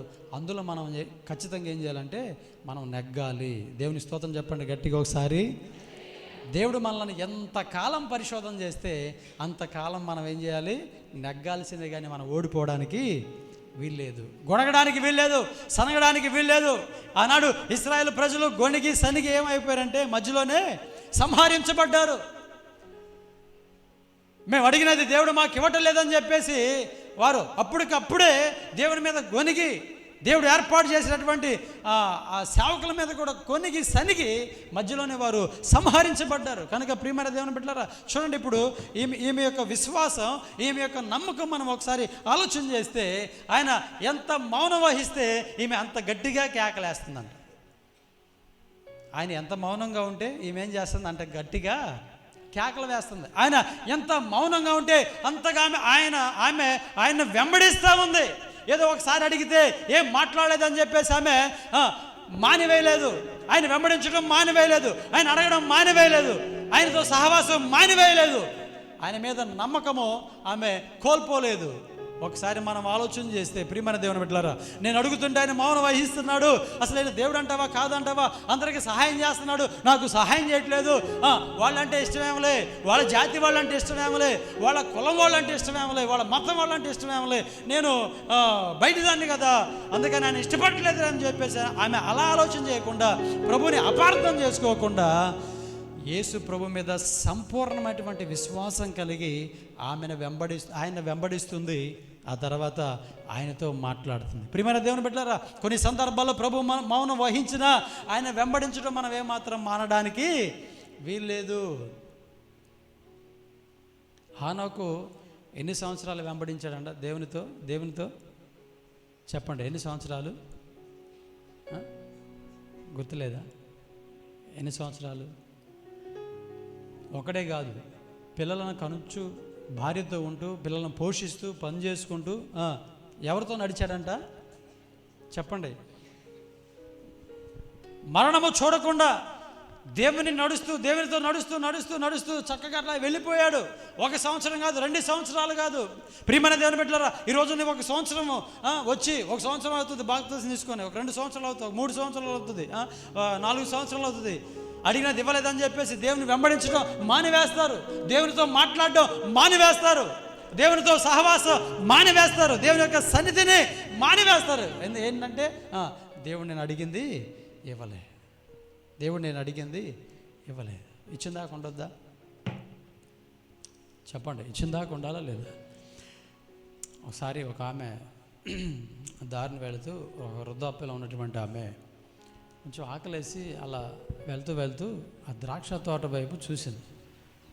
ద్రాక్ష తోట బాగా కాసింది, బాగుంది. లోపలికి తోటలోకి వెళ్ళి, అయ్యా నాకు ఆకలిగా ఉంది, తినడానికి కొంచెం ద్రాక్ష పళ్ళు అని చెప్పేసి ఆ తోట యజమాని అడిగింది. యజమానుడు ఏం చేశాడంటే, సరేనమ్మా ఇక్కడికి కూర్చొని నేను ద్రాక్ష పళ్ళు తీసుకొస్తానని చెప్పేసి అతడు లోపలికి వెళ్ళాడు. అరగంట అవుతుంది, రాలేదు. గంట అవుతుంది, రాలా. 2 గంటలు అవుతుంది, రాలా. ఏమేం చేసిందంటే చూసి విసుగు చెంది ఎంతసేపు ఉన్నాడు, 4 ద్రాక్ష పళ్ళు తేయడానికి ఎంత సమయమా, ఒక గెల దింపుకొని రావచ్చు అని చెప్పేసి గొనుక్కుంటా సనుక్కుంటా వెళ్ళిపోయింది. ఈయనేమో అక్కడికి వచ్చి చూస్తూ ఉన్నాడు. ఏంటి ఇంకా రాలేదు, ఏం లేదు, అడిగింది కదా ఎక్కడికి వెళ్ళిందని చెప్పేసి ఆయన అటు ఇటు చూస్తున్నాడు. ఆమె ఏమో లేదు. తర్వాత తోట బయటికి వెళ్ళి చూస్తే ఇంకా ఆమె వెళ్ళిపోతూ ఉంది. అప్పుడు ఆయన కాకేస్తూ ఉన్నాడు, మాట్లాడుతూ ఉన్నాడు ఆమెతో. ప్రియమైన దేవుని బిడ్డలారా, అతడు ఎందుకు ఆలస్యం చేశాడంటే ఆమెకు శ్రేష్టమైన మంచి ద్రాక్ష పండ్లు ఇవ్వాలని ఆ తోటలో ఏం చేస్తున్నాడో తెలుసా, పరిశీలన చేస్తూ ఉన్నాడు. ఈ వయసులో ఆమె తినడానికి ఏమైతే బాగుంటాయి, ఏమైతే ఆమె తినగలుగుతుంది, దూరం తీసుకొస్తే పుల్లగా ఉంటాయి, మంచి పండిన అయితే ఆమె తినడానికి మంచిగా తీయగా బాగుంటాయని చెప్పేసి, మంచి పండ్లు ఎక్కడున్నాయని చెప్పేసి తోటంతా వెతుకుతున్నటువంటి సమయంలో ఆలస్యమైంది. మంచి ఇవ్వాలని చెప్పేసి ఆ యజమాని యొక్క కోరిక, ఆలోచన. ఆయన ఇచ్చేది ఉచితముగానే, ఈమె కూడా ఉచితముగానే కావాలని అడిగింది. ఆమె ఉచితంగా ఇవ్వమని అడిగినప్పుడు ఖచ్చితంగా ఏం చేయాలంటే వేచి చూడాలి. ఆలస్యమైన ఏం చేయాలి, వేచి చూడాలి. కానీ ఆమె వేచి చూడడానికి ఇష్టపడక వెళ్ళిపోయిన దాన్ని బట్టి ఆమె పొందుకోలేకపోయింది. ఈ రోజున కూడా కొంతమంది అడుగుతారు, కానీ ప్రభు శ్రేష్టమైనవి, ఎందుకంటే మనం అడిగిన దానికంటే, ఊహించిన దానికంటే అత్యధికముగా ఇచ్చేటువంటి దేవుడు మన దేవుడు. దేవునికి స్తోత్రం కలుగును గాక. హల్లెలూయా. అడిగినంత కంటే అధికముగా చేయు ఐశ్వర్యవంతుడవు నీవే యేసయ్యా. అడిగినంత కంటే అధికముగా చేయు ఐశ్వర్యవంతుడవు నీవే యేసయ్యా. పరిపూర్ణమైన నీ దైవత్వమంతా పరిశుద్ధతకే శుభానవాలు. పరిపూర్ణమైన నీ దైవత్వమంతా పరిశుద్ధతకే శుభానవాలు. నా ప్రార్థనలన్నీ ఆలకించినావు, నా స్తుతి హోమములన్నీ నీకే అర్పింతును. నీ సిలువ త్యాగమే నన్ను బంధించెను, నీ బానిసనయ్యుందును బ్రతుకు దినములన్నీయు. నీ సిలువ త్యాగమే నన్ను బంధించెను, నీ బానిసనయ్యుందును బ్రతుకు దినములన్నీయు. నా ప్రార్థనలన్నీ ఆలకించినావు, నా స్తుతి హోమములన్నీ నీకే అర్పింతును. దేవుని స్తోత్రం. హల్లెలూయా. సమయం లేదు. ప్రియమైన దేవుని బిడ్డలారా, చూసారా, ఇప్పుడు యేసు ప్రభు మౌనం వహిస్తున్నా, ఏం మాట్లాడకపోయినా ఆమె ఆయనను వెంబడించక మానలేదు, మొర్ర పెట్టక మానలేదు. మానిందా? మానల. మనం కూడా ప్రభుని అడిగినప్పుడు మానకూడదు, మరవకూడదు, వెంబడించట మానకూడదు. చక్కగా మనం ప్రభుని వెంబడించాలి. అడుగుతూనే మనం ప్రభుని వెంబడించాలి. అర్థమవుతుందా? అడుగుతూనే మనం ఏం చేయాలి, ప్రభుని వెంబడించాలి. ఆయన మౌనంగా ఉన్నాడని, ఆలకించట్లేదని, జవాబు ఇవ్వట్లేదని చెప్పేసి మనం విసుగుదల చెంది మనం మౌనం వహిస్తే, ఆయన విడిచిపెడితే నష్టపోయేది ఆయన కాదు, కానీ నష్టపోయేది మనమే నష్టపోతాం. అందుకనే నువ్వు అడిగేది ఏదైనా సరే మానక మరొక ఈమె వల్ల ఏం చేయాలంటే, మనం ఆయన ఇచ్చేంత వరకు ఆయన మౌనం వహించిన, 1 నెల మౌనంగా ఉండ, సంవత్సరం మౌనంగా ఉండ, 2 సంవత్సరాలు మౌనంగా ఉండ, 10 సంవత్సరాలు మౌనంగా ఉండ, మనం ఖచ్చితంగా ఏం చేయాలంటే అడగడం మానివేయకూడదు, ప్రభుని వెంబడించడం మానేడు. తగిన సమయంలో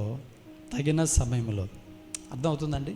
అందుకనే ప్రసంగి అంటాడు, ప్రతిదానికి ఒక సమయము కలదు.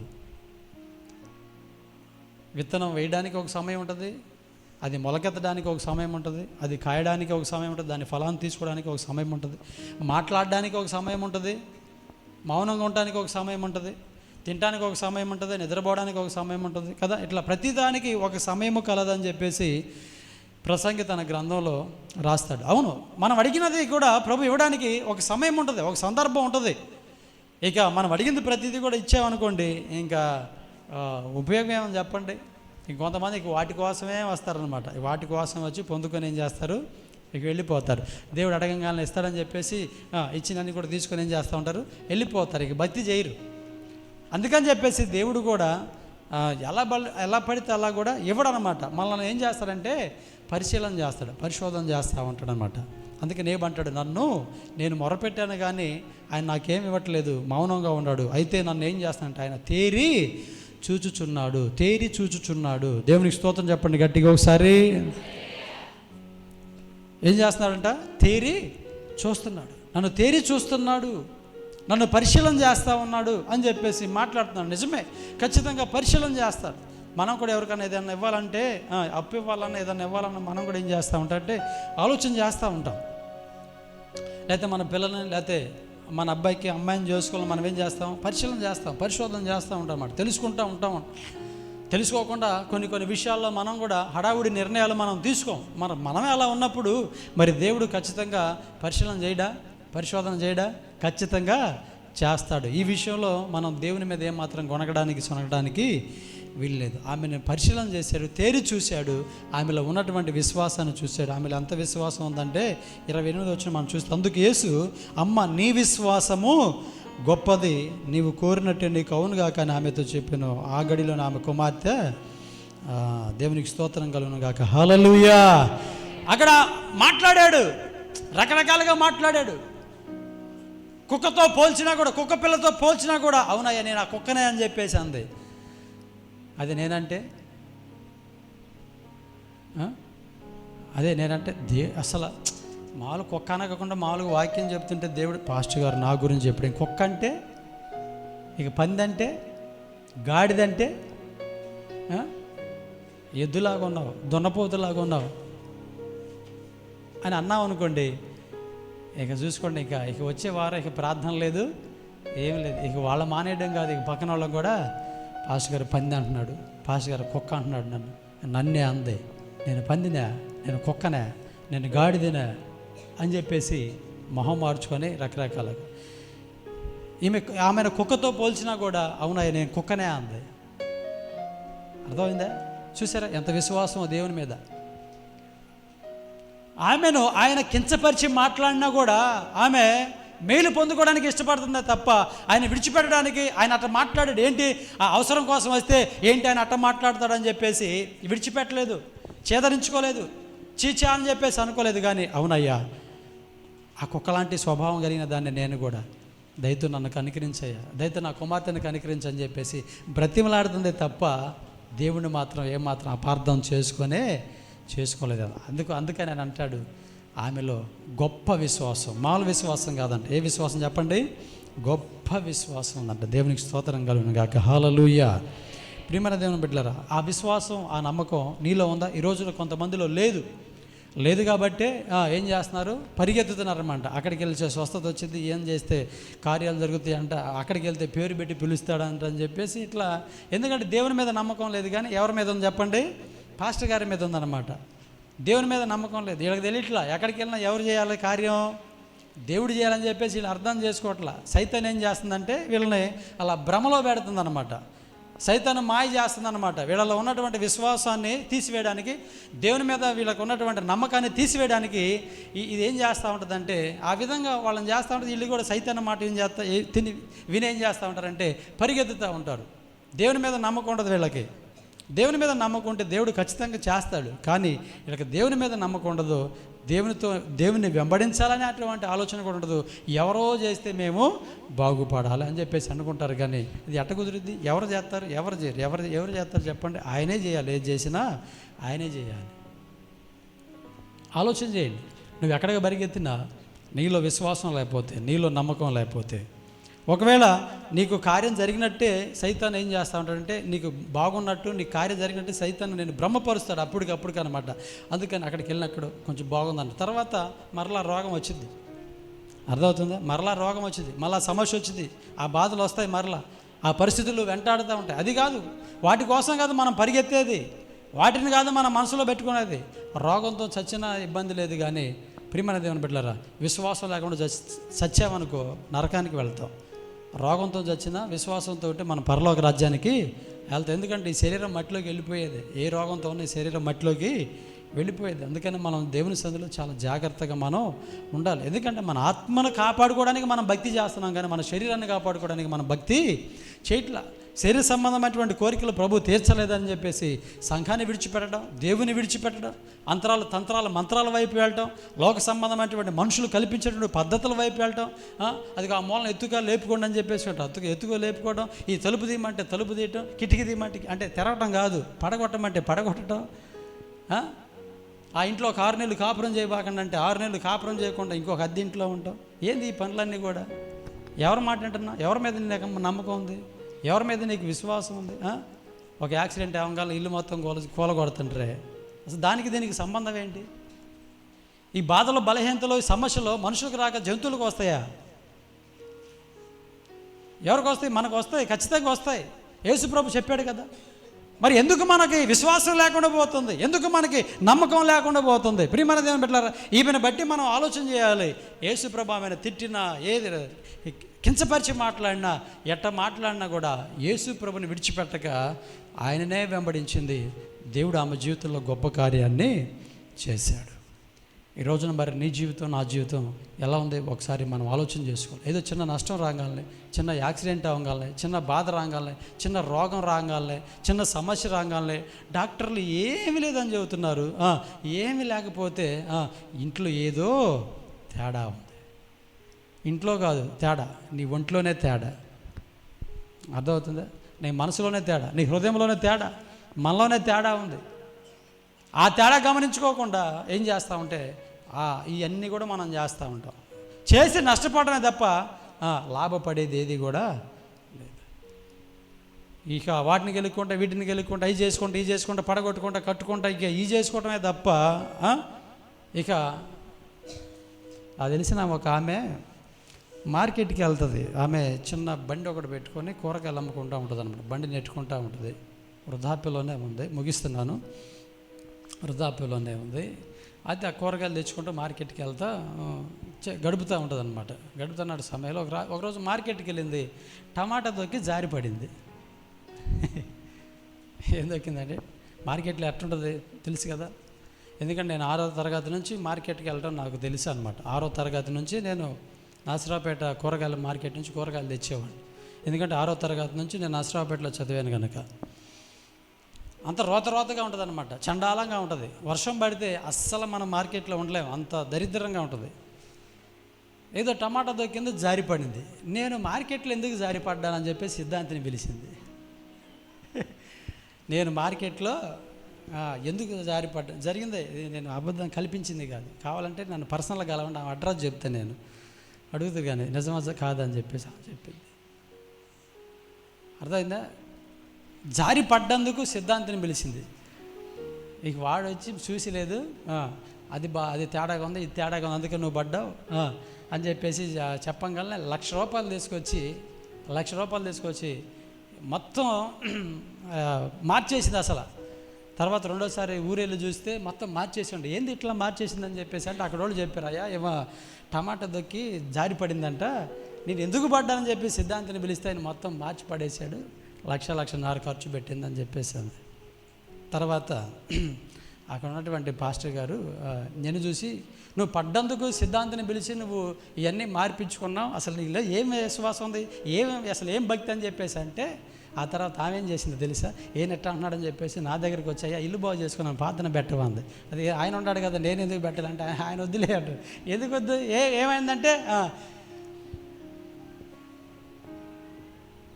నేను కూడా నువ్వు అడ చేసావని చెప్పి నేను కూడా అంటే ఇంకొక ఆయనకి అడిగి భయ నువ్వు ప్రార్థన పెట్టాయండి. ఈ రోజున ఉన్నది ఉన్నట్లు చెబితే ఈ రోజున మనుషులు వినే పరిస్థితి లేదు. ఎవరి మాట వింటున్నావు చెప్పండి. నువ్వు జారి పడేందుకే నువ్వు అన్నీ మార్చావంటే ఇంకొకటి జరిగితే ఇంకేం చేస్తావు? ఇల్లే లేపేస్తావుగా.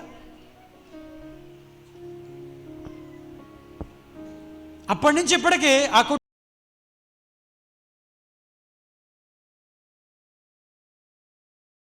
కానీ ఇక ఈ పద్దాకలు యాడ్ చేసిద్ది, పద్దాకలు ఆడబిడిసిద్ది, మానేసింది. ప్రియమైన దేవుని బిడ్డలారా, నువ్వు ఎన్ని రకాలుగా ఇంటిని నువ్వు ఎన్ని రకాలుగా నిర్మించుకున్నా, ఎన్ని మార్పులు చేసినా మన జీవితం మారకపోతే జరిగేవన్నీ మనకి జరుగుతూనే ఉంటాయి. దేవుని మీద విశ్వాసం లేకపోతే, నమ్మకం లేకపోతే జరిగేవన్నీ జరుగుతూనే ఉంటాయి. దేవుని యొక్క సన్నిధిలో యథార్థమైనటువంటి జీవితం కలిగి ఉంటే మన ప్రభు యొక్క సన్నిధిలో మనం ముందు కొనసాగిపోవడానికి అవకాశం ఉంటుంది. ఈ రోజున ప్రియమైన దేవుని బిడ్డలారా, దేవుని యొక్క సన్నిధిలో ప్రభు మరి మమ్మల్ని, మా కుటుంబాన్ని చక్కగా భయంకరమైనటువంటి బలహీనతలో లేకుండా చక్కగా ప్రభు మమ్మల్ని కాపాడుతున్నాడంటే ఆయన మీద మాకున్నటువంటి నమ్మకం, విశ్వాసం. అర్థమవుతుందండి? మా ఇల్లు కట్టేటప్పుడు మేస్త్రులు వచ్చి చెబుతూ ఉంటారు, ఇది ఇటు పెట్టకూడదు, అది ఎట్ట పెట్టకూడదు అని చెప్పేసి. అయ్యా, మాకు ఎట్లా అనుకూలంగా ఉంటే మీరు అట్ట కట్టలేదు తప్ప ఇటు కట్టకూడదు, అట్ట కట్టకూడదు. మనం మెట్లు వేస్తున్నాడు, చిన్న మెట్లు వేస్తా 2 వేసాడు. అయ్యా కొంచెం దిగడానికి కొంచెం ఇబ్బందికి 3 అంటే, పాస్టర్ గారు 3 వేయకూడదు, ఎత్తే 2 వేయాలి, లేకపోతే ఎన్ని వేయాలంట 5. అబ్బో, మీకు కూడా తెలుసా సిద్ధాంతే? బాగా ఆరితేరారనమాట. అంటే ఎత్తి ఎన్ని వేయాలో చెప్పలేదు కానీ 3 వేయకూడదు అని చెప్పేసాను. 3 వేయచ్చు, తండ్రి కుమార పరిశుద్ధాత్మ నామంలో 3 వేయి అని చెప్పేసి అంటే తర్వాత వేసాడు 3. వాళ్ళు చెప్తూ ఉంటారు మనకి ఎట్లా అనుకూలంగా ఉంటే మనం అట్లా చేయించుకోవాలి కానీ వాళ్ళు చెప్పారని చెప్పేసి కాదు. కొంతమంది అట్లా చేసి ఏం చేస్తారు, చాలా నష్టపోతూ ఉంటారు. కనుక ప్రియమైన దేవుని బిడ్డలారా, దేవుడు కార్యం చేయట్లేదంటే మనం ఇంకా ఏం చేస్తూ ఉన్నాడు? పరిశీలన చేస్తున్నాడు, పరిశోధన చేస్తున్నాడు. అది మనం ఆలోచన చేయక మనం ఏం చేస్తున్నామంటే దేవుని మీద మనం ఇసుక్కుంటున్నాం, గొనుక్కుంటున్నాం. దేవుడు నాకు సహాయం చేయట్లేదని చెప్పేసి పరలోక రాజ్యాన్ని ఇచ్చేటువంటి దేవుడిని మనం కాదంటున్నావు. మనం ఇంకొక చోటకి వెళ్తున్నావు, చేయి చూపిస్తున్నావు, ఇంకోటి కట్టుకుంటున్నావు, అది తెచ్చి పెట్టుకుంటున్నావు, ఇది తెచ్చి పెట్టుకుంటున్నావు, అన్నీ చేస్తున్నావు. చివరికి మనం నష్టపోతున్నావు. ఎప్పుడు మనం శరీర సంబంధంగా మనం ఆలోచన చేయకూడదు, మన ఆత్మ సంబంధంగా మనం ఆలోచన చేయాలి. ప్రభు ఎందుకు ఇవ్వలేకపోతున్నాడు, ప్రభు ఎందుకు ఇవ్వట్లేదో మనం అర్థం చేసుకోవాలి. ఈ రోజున ప్రభువే తేటగా మనతో మాట్లాడాడు. ఏంటంటే మనల్ని పరిశీలన చేస్తున్నాడు. నువ్వు అడిగింది ఇవ్వలేదనుకోండి, నువ్వేం చేయాలి? దేవుడు పరిశీలన చేస్తున్నాడు, దేవుడు పరిశోధన చేస్తున్నాడని చెప్పేసి నువ్వు అనుకొని ఇక నువ్వు ఆమె ఏ విధంగా అయితే ప్రభుని వెంబడించడం మానలేదో, ప్రభుని అడగడం మానలేదో, దేవుడు కార్యం చేసేంతవరకు ప్రభుని వెంబడించింది, ప్రభుని అడిగింది, బ్రతిమలాడింది. ప్రభు ఏం మాట్లాడినా నేను అలాంటి దాన్నేనయ్యా, నేను అలాంటి దాన్నే అని చెప్పేసి తాను తగ్గించుకుంది. గొప్ప మేలు పొందుకొని యేసు ప్రభు ద్వారా ఒక మంచి సాక్ష్యం పొందుకుంది. ఏందో తెలుసా? నీలో చాలా గొప్ప విశ్వాసము ఉంది. అమ్మ, నీ విశ్వాసము గొప్పది. ఎంత మంచి మాట అండి! యేసు ప్రభు నోట మంచి మాట ఆమె పలికి అక్కడ ఉన్నటువంటి వారందరి దృష్టిలో ఈమె మంచి విశ్వాసురాలుగా ముద్ర వేయబడింది. దేవునికి స్తోత్రం కలుగునుగాక. హల్లెలూయా. ఈరోజు మరి నువ్వు నేను ఎలా ఉన్నావు? మంచి విశ్వాసిగా ఉన్నావు? మంచి విశ్వాసి అయితే నీ చెయ్యి ఎవరికి చూపించవు. నువ్వు మంచి విశ్వాసి అయితే నువ్వు ఏది కట్టుకోవు తెచ్చుకొని. నువ్వు మంచి విశ్వాసి అయితే ఏం కట్టుకోవడం, వాటి ఇల్లు కాదు, దారాలు లేకపోతే ఇవన్నీ ఎలాంటివి కట్టుకో. అర్థమవుతుందా? నువ్వు మంచి విశ్వాసి అయితే విగ్రహారాధన సంబంధించినటువంటి వాటి వైపు నువ్వు వెళ్ళవు. అర్థమవుతుందా?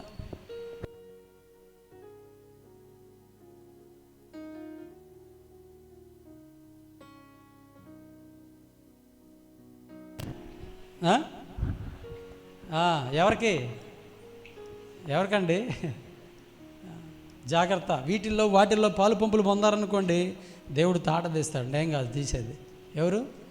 అది జాగ్రత్తగా ఉండాలి మనం అన్ని విషయాల్లో. దేవునికి స్తోత్రం చెప్పండి గట్టిగా ఒకసారి. కనుక మంచి విశ్వాసం కలిగి, మంచి నమ్మకం కలిగి మనం ప్రభు సన్నిధిలో, ఈమె మంచి విశ్వాసురాలు, ఈమె ఇతను మంచి విశ్వాసి, దేవుని సన్నిధిలోనే కనిపెడతారు, దేవుణ్ణి అడుగుతారు తప్ప లోక సంబంధమైనవి ఏమీ కూడా చేయరని చెప్పేసి ఒక మంచి సాక్ష్యాన్ని మనం కలిగి ఉండి మన ద్వారా ఇంకా అనేక మంది ప్రభువుని నమ్మేటువంటి వారిగా మనం ఉండాలి తప్ప వీళ్ళు విశ్వాసులంట ఇక్కడ కూడా వస్తున్నారు, ఈ చేస్తున్నారు అని చెప్పేసి మనం దేవుని నామానికి మనం అవమానం తేకూడదు. దేవుని నామాన్ని మనం గణపరచలేదు తప్ప దేవుని నామానికి మనం అవమానం తేడానికి వీల్లేదు. ప్రభు మనల్ని పరిశోధన చేస్తా ప్రభు ఆలస్యం చేస్తూ ఉన్నాడు.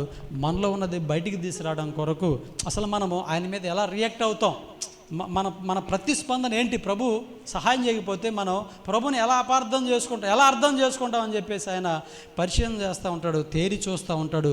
ఆ విషయంలో మనము నెగ్గాలి, ఆ విషయంలో మనం తప్పిపోవడానికి వీల్లేదు. కనుక ప్రభు తప్పక సహాయం చేస్తాడు. ఎందుకంటే యేసుక్రీస్తు అందరికీ ఉపకారి, అపకారి కాదు, ఆయన అందరికీ ఉపకారి. ఇప్పుడు ఒక ఎమ్మెల్యే ఒక ఎంపీ ఉన్నాడు అనుకోండి, వాళ్ళకే ఉపకారం చేసుకుంటాడు కానీ పక్కన వాళ్ళని పట్టించుకోరు కొంతమంది.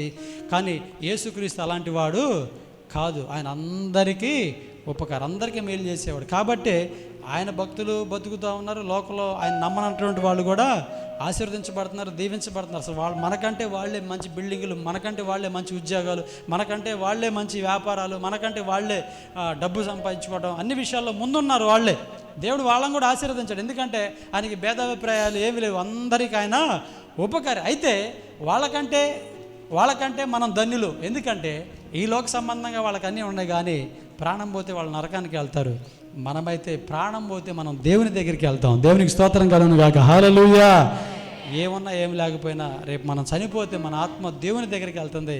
ఆ ధన్యత ప్రభు మనకిచ్చాడు, ఆ గొప్ప భాగ్యం మనం పొందుకున్నాం. కాబట్టి వాళ్ళకంటే మనము ధన్యులము. ఆ దృష్టిని మనం ఆలోచన కలిగి అది మనం దృష్టిలో పెట్టుకొని లోక సంబంధమైనటువంటి వాటి విషయాల్లో ప్రభు మీద మనం సనక దేవుని అపార్థం చేసుకోక, ప్రభు ఎందుకు మౌనం వహిస్తున్నాడో, నన్ను ఇంకా తేరి చూస్తున్నాళ్లే, నన్ను పరిశీలన చేస్తున్నాడని చెప్పేసి ఆయన పరీక్ష చేసినప్పుడు నెగ్గేంత వరకు ప్రభుతో మాట్లాడుతూ, ప్రభుని వెంబడిస్తూ, ప్రభు యొక్క పరిచర్య చేస్తూ ప్రభులో మనం ముందుకు కొనసాగేవారు. ప్రియమైన దేవుని బిడ్డలారా, నేటికి కూడా సేవ చేసేటువంటి దైవ సేవకులు కూడా కొంతమందికి పిల్లలు లేరు. అయినా కూడా వాళ్ళు నిరుత్సాహపడకుండా, మేము ఇంత సేవ చేస్తున్నప్పుడు, ఇంత పరిచర్య చేస్తున్నప్పుడు, మేము ప్రభు పని చేస్తుంటే ప్రభు మాకు ఎందుకు ఇవ్వలేదని చెప్పేసి వాళ్ళు ఎప్పుడు ప్రభు మీద గొనకుండా సనక్కుండా ఏం చేస్తున్నారంటే ఇంకా దేవుని పరిచర్య చేస్తూనే ఉన్నారు. మేము మాకెందుకు ఇవ్వట్లేదు, లోక సంబంధమైన మనుషులకు అసలు వాళ్ళు అడగకముందే దేవుడు గర్భఫలం ఇస్తున్నాడుగా, మాకెందుకు ఇవ్వట్లేదు అని చెప్పేసి వాళ్ళు దేవుని మీద సనగట్లేదు, గొనగట్లేదు. ఎందుకు ఇవ్వట్లేదు, సరే ఇస్తే ఇచ్చాడు లేకపోతే లేదని చెప్పేసి అడుగుతూ వాళ్ళు ప్రభు పరిచర్య చేస్తున్నారు. కానీ ప్రభు పరిచర్య మానలే. అర్థమవుతుందా? అందుకని మనం కూడా ఈ లోక సంబంధమైనటువంటి విషయాల్లో చాలా జాగ్రత్తగా మనం ఉండాలి. సైతాన్ని మనకు ఆలోచన చెప్పిస్తూ ఉంటాడు అనమాట. ఇదిగో దేవుడు నాకు అది ఇవ్వలేదు కదా, దేవుడు నీకు ఇది ఇవ్వలేదు కదా, నువ్వు అడుగుతున్నావు కదా, అడిగింది ప్రభు నీకు సహాయం చేయట్లేదు కదా, ఆయన మౌనంగా ఉంటుంటే ఇంకెంతకాలం ఆయన అడుగుతావు, ఇంకెంతకాలం ఆయన నమ్ముతావు, రా నీకు ఒక దారి చూపిస్తా అని చెప్పేసి లోక సంబంధమైన వాళ్ళని సైతాన్ని ఏం చేస్తూ ఉంటాడంటే పరిచయం చేపిస్తూ ఉంటాడు. అప్పుడు మనం ఏం చేయాలి, సాతానా వెళ్ళి అవసరం లేదు, నాకు నా దేవుడు నాకు ఇచ్చినా ఇవ్వకపోయినా నేను ఆయన బిడ్డనే. షడ్రకు మేషకు అబేద్నెగో అనే వాళ్ళు ఏమన్నారు తెలుసా, ఈ అగ్నిగుండంలో ఉండి ప్రభు మనలను తప్పించకపోయినా మాకు ఇబ్బంది లేదు, అందులో మేము దూకి చనిపోతాం, మమ్మల్ని పడేసారనుకో మేము చనిపోతాం. ఒకవేళ మమ్మల్ని కాపాడారనుకోండి కాపాడుతాడు, కాపాడలేకపోయినా మేము మాత్రం మా దేవుని విడిచిపెట్టి ఆ బొమ్మకు మేము మొక్కమని చెప్పేసి వాళ్ళు ఖచ్చితంగా మాట్లాడారు. వారి యొక్క విశ్వాసాన్ని బట్టి దేవుడు కూడా ఏం చేశారంటే వారితో పాటు దూతను కూడా అగ్నిగుండంలో వారికి ఏది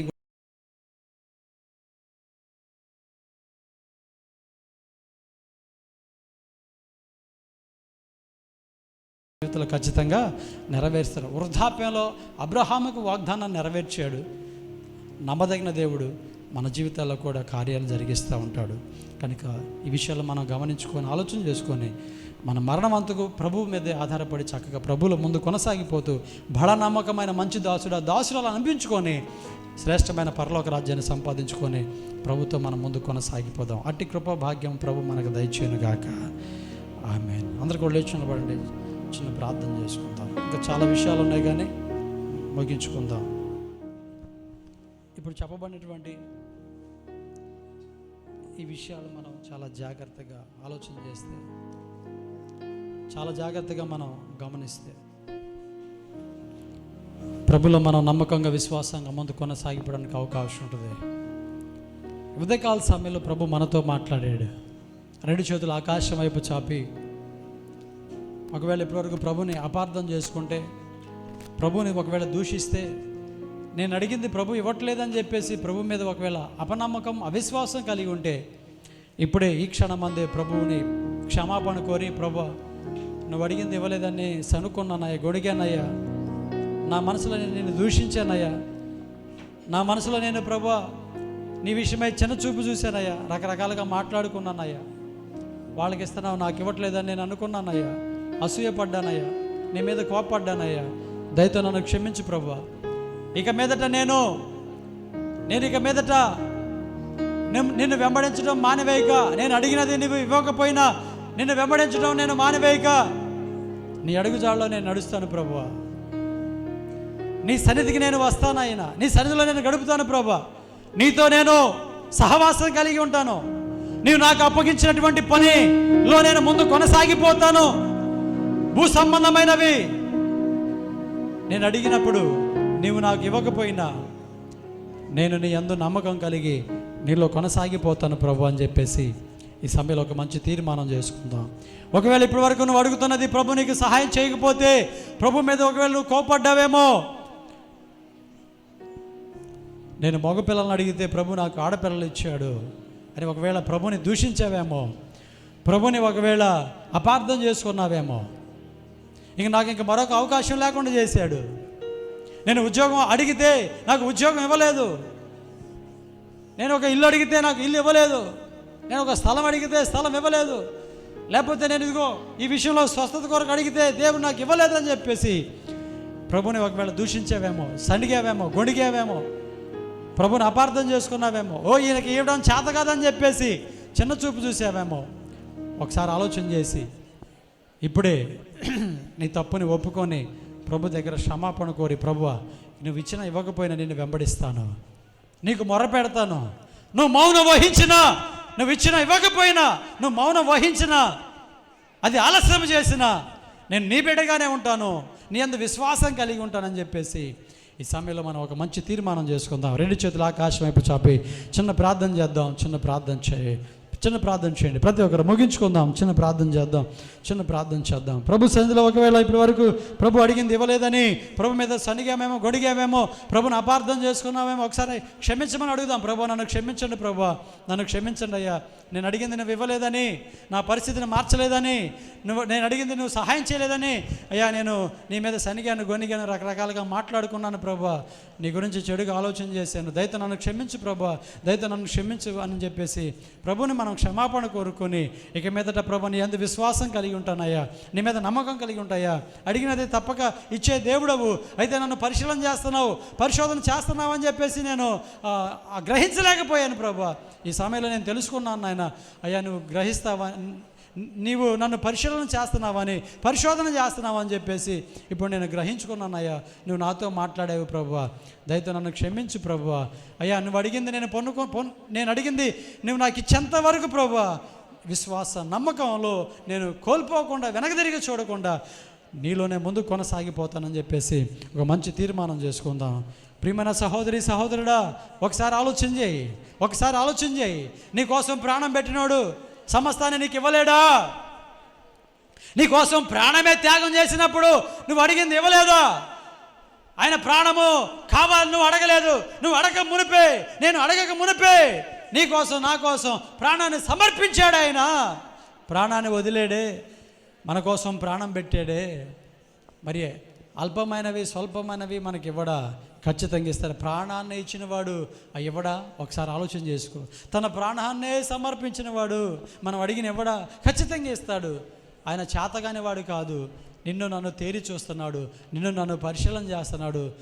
ఇవ్వకపోతే ఆలస్యం చేస్తే మనలో వచ్చేటువంటి మాట ఏంటి, మనలో నుండి వచ్చేటువంటి ఆలోచన ఏంటి, మనలో నుండి బయటకు వచ్చేటువంటి ఆ పరిస్థితులు ఏంటని చెప్పేసి ఆయన తేరి చూస్తున్నాడు, పరిశీలన చేస్తున్నాడు, పరీక్ష చేస్తున్నాడు.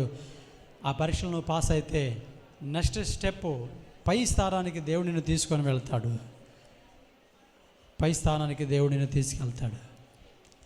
నువ్వు పై స్థానానికి వెళ్ళేటువంటి స్థితిలో ఉన్నావా, దిగజారిపోయేటువంటి స్థితిలో ఉన్నావా? ప్రభు సన్నిధిలో ఒకసారి ఆలోచన చేసుకో. ఆమె కేకలు వేస్తున్నా ప్రభు వినట్లేదు, పట్టించుకోవట్లేదు. నువ్వు కుక్కవే అని చెప్పేసి అంటున్నాడు. అయినా కూడా ఆమె ప్రభుని వెంబడించడం మానవేయలేదు. ప్రభు దగ్గర కేకలు వేయడం మానలేదు, ఆయన మీద విశ్వాసము మానలేదు. విశ్వాసం కలిగి, నమ్మకం కలిగి, ప్రభు సన్నిధిలో నిరీక్షణ కలిగి ముందు కొనసాగిపోయింది. దేవుడు శ్రేష్టమైనటువంటివి ఆమెకు దయచేశాడు. ఆమె గురించి ఒక మంచి సాక్ష్యాన్ని ప్రభు చెప్పాడు.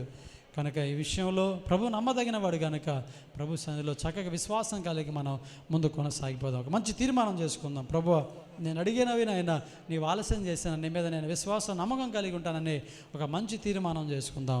ఒక మంచి తీర్మానం. అంతకుముందు ఎన్నో మనం అడిగాం, ఇచ్చాడు, ఎంతో సహాయం చేశాడు, ఇప్పుడు కూడా చేస్తాడు. ఆయనకు అసాధ్యం అనేది ఏమీ లేదు. అయితే కొంతకాలం ఓర్పు కలిగి, సహనం కలిగి ఆ పరీక్షలో మనం పాస్ అయ్యి ప్రభు యొద్ద మనం పొందుకొని చక్కగా ప్రభులో మనం సంతోషిద్దాం. ఒక మంచి తీర్మానం చేసుకుందాం. Praise the lord. Hallelujah, hallelujah, hallelujah. ఆపత్కాలములో మొరపెట్టగానే సమీపమైతివే నా యేసయ్యా. ఆపత్కాలములో మొరపెట్టగానే సమీపమైతివే నా యేసయ్యా. సమీప బాంధవ్యములన్నిటికన్నా మిన్నయైనది నీ స్నేహబంధము. సమీప బాంధవ్యములన్నిటికన్నా మిన్నయైనది నీ స్నేహబంధము. నా ప్రార్థనలన్నీ ఆలకించినావు, నా స్తుతి హోమములన్నీ నీకే అర్పింతును. అవును, అడిగిన దానికంటే అత్యధికంగా ఇచ్చేటువంటి దేవుడు, మన మొర్ర ఆలకించి మనకి ప్రతిఫలం తెచ్చేసేటువంటి దేవుడు, మనం నమ్ముకున్న గొప్ప దేవుడు. కనుక అన్ని విషయాల్లో మనం చాలా జాగ్రత్తగా ప్రభు సన్నిధిలో మనం ముందు కొనసాగిపోదాం. చిన్న ప్రార్థన చేసుకుందాం.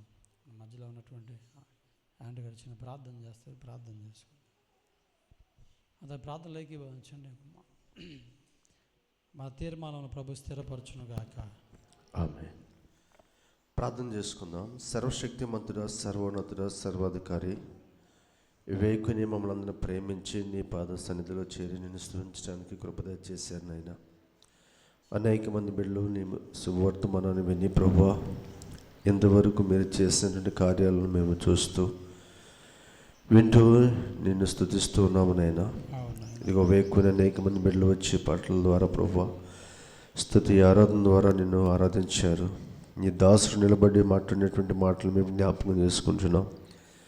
కానాన స్త్రీ యొక్క విషయంలో ప్రభు మీరు చేసినటువంటి బహుంతైనటువంటి కార్యమును బట్టి మేము జ్ఞాపకం చేసుకొని నిన్ను స్తుతిస్తున్నాం నైనా.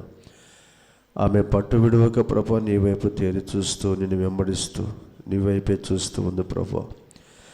మీరు మౌనంగా ఉన్నప్పటికీ కూడా తాను ప్రభు తిరిగి వెళ్ళలేదు, కానీ అసహించుకోలేదు, కానీ ఏమాత్రము సనుక్కొనలేదు ప్రభు. నీ మీద ఎటువంటి కోపం పడలేదు, కానీ నీ మీద విశ్వాసం ఉంచినది నిన్ను వెంబడిస్తూ ఉంది ప్రభు. నీ వైపు తేరు చూస్తూ ఉంది.